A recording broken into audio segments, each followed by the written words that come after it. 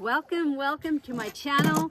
My name is Mary Mullet and we are the Mullet family. Right now, it's after dinner. I cooked some apples and right now I'm going to be putting them through my Victoria strainer to make applesauce. This was a busy week. I canned some peach jam, some applesauce, and I'm also starting some fall organizing and cleaning. So this week was the basement. I cleaned out my canning room, and boy does it ever feel good to have that done. Next week I'll continue my series on organizing and cleaning up, so stay tuned for more videos on that.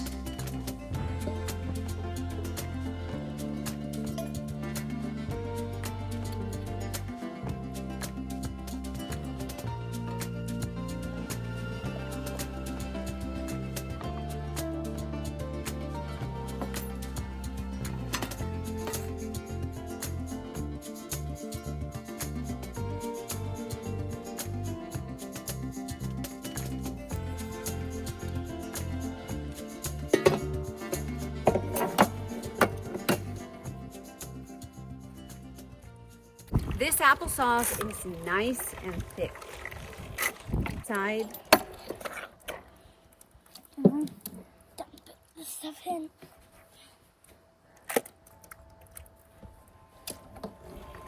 I think I'm coming in.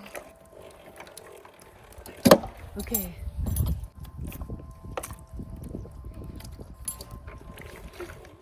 This is our goat, and she just roams freely around the property. We don't tie her up.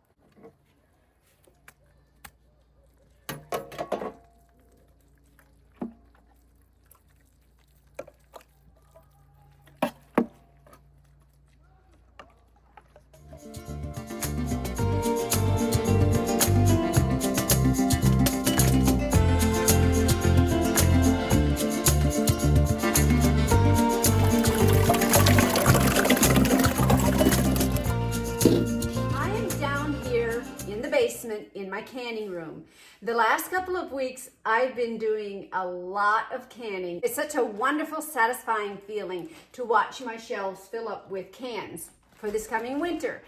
But this room is very disorganized. There are jars from last year, the year before that, and things are not organized as well as I would like. Now, I'm not a very organized person by nature, but when I take the time to organize, it's such a wonderful feeling. What I want to do is take off all the jars, and I know that's a lot of work.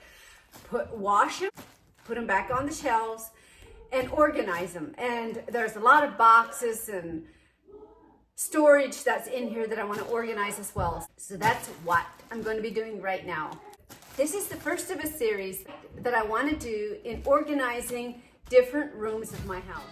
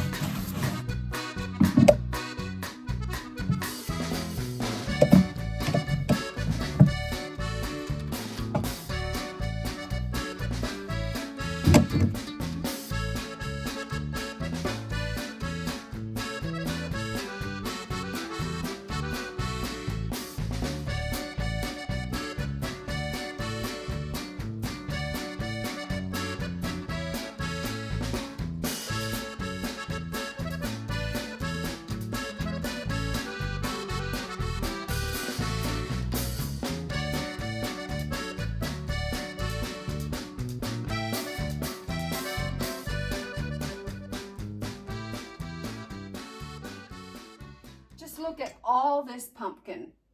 I can pumpkin almost every year, and I have a lot of it, but I use a lot too. I like making pumpkin pies, cookies. You can even use it in soups. Now, if you would like to see some of my videos of me making and canning pumpkin, I will link those in the description. And one of my favorites is pumpkin cookies. Have you ever heard of pumpkin whoopie pies? It's 2 cookies together with some cream cheese frosting in the middle. They are so good and delicious. I may just have to go up and make some. This is actually the first video of a series that I want to do, reorganizing some of the rooms, and especially my bathrooms. I think they're nice, but I think they're just dull. And I'm not good at decorating. It's just not one of my gifts. But my sister-in-law, Dora, is very talented when it comes to anything decorative, organizing, and she's going to help me.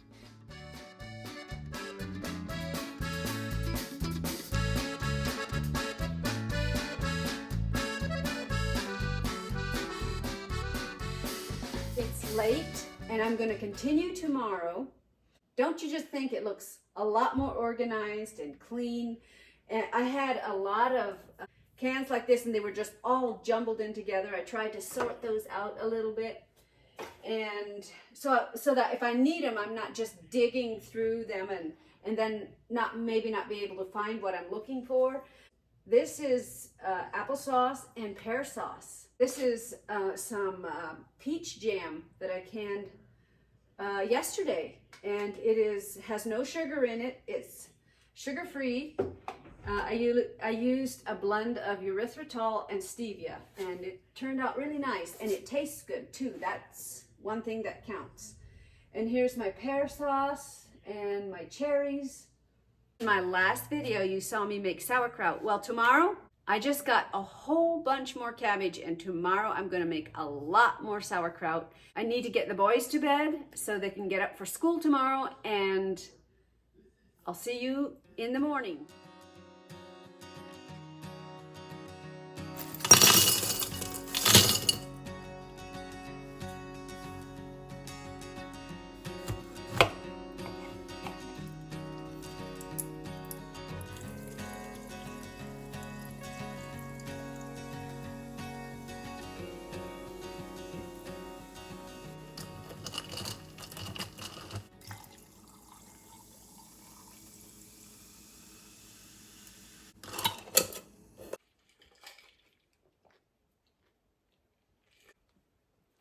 This is so refreshing.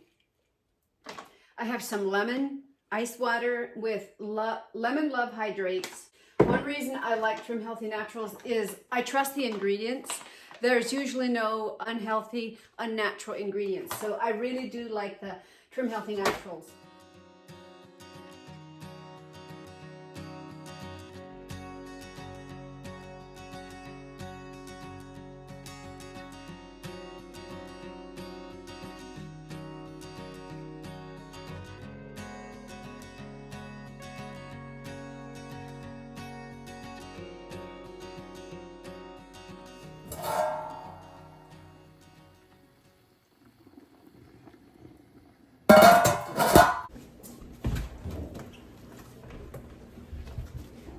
I probably have red in my teeth.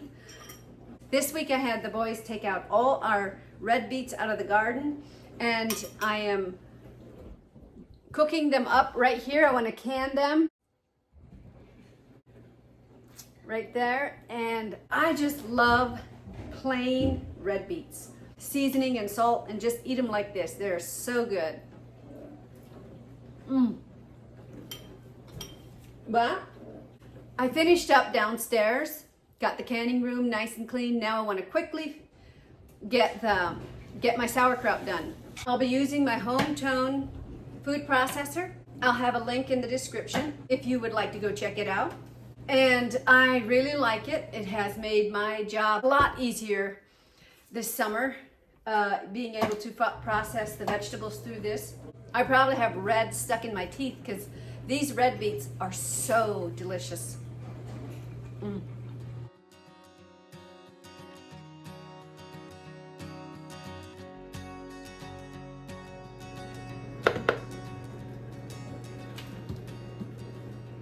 still have these two heads to process, but before I do, my bowl is full of shredded cabbage, so I'm going to add the salt and let it sit for a while, and then I'm going to put it in my crock.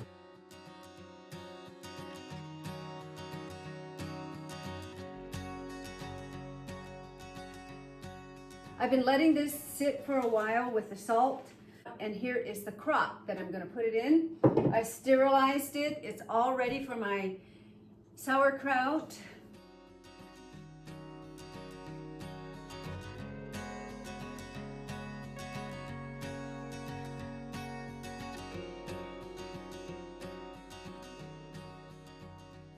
Just look at all that cabbage.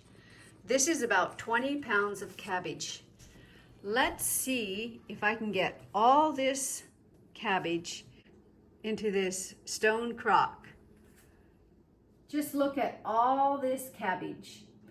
When I add the salt, it shrinks way down, and I think I'll be able to fit all of it into this stone crock. Let's hope so. And I got about 40 teaspoons right here. I'm putting 2 teaspoons per pound of cabbage. So I'll just add that and start mixing it in. It's amazing how this stuff shrinks when I add the salt. And it doesn't take long. I grew up eating sauerkraut. My dad would make sauerkraut all the time. But Marvin isn't so fond of sour things. I love anything sour and spicy. When I was 7 years old, we moved from Bowling Green, Missouri to Pennsylvania, Miserville, Pennsylvania, and that is where my grandfather lived. And he was the bishop of an Amish community there in Miserville, Pennsylvania. And around us, there were a lot of horse and buggy Mennonites, and we would go to the same school. And when we lived in Pennsylvania, my dad raised produce to sell commercially. We had a huge muskmelon patch or a cantaloupe patch, and we would go out to the barn and grade the cantaloupes. My dad would hitch up the horse to the wagon, and we would go early in the morning out to the fields and pick muskmelons. And then us kids would build the boxes. They had boxes all flat, and we would build the boxes, and then my dad would grade the muskmelon and put them in. And then it was so much fun, we would go to the warehouse where they processed all those vegetables. It was a Mennonite who owned it. His name was Titus Hoover. And it was just, I have so many good memories. At one time we raised tomatoes commercially, and that was a lot of hard work, because us children, we would go out and we would pick the tomatoes early in the morning, and you had to pick them when they were still mostly green. They could have just a little bit of pink on them. We would have a little cloth where we would wipe each tomato, and my dad would grade those. That was in the 1980s, guys. I'm dating myself. And I still have an uncle that lives very close to where I used to live when I was 7 years old. He still lives on the home place. His name is Simon Troyer, and he wrote a book. If you would like to know more about the book that he wrote, I will have that link in the description. Check it out. His story is all about how he grew up Amish and how he eventually left the Amish to join the military. And it's just a wonderful story. He's a wonderful, godly man. We all love him. He also owns a place out here, so he comes and visits a lot. He is my mom's youngest brother.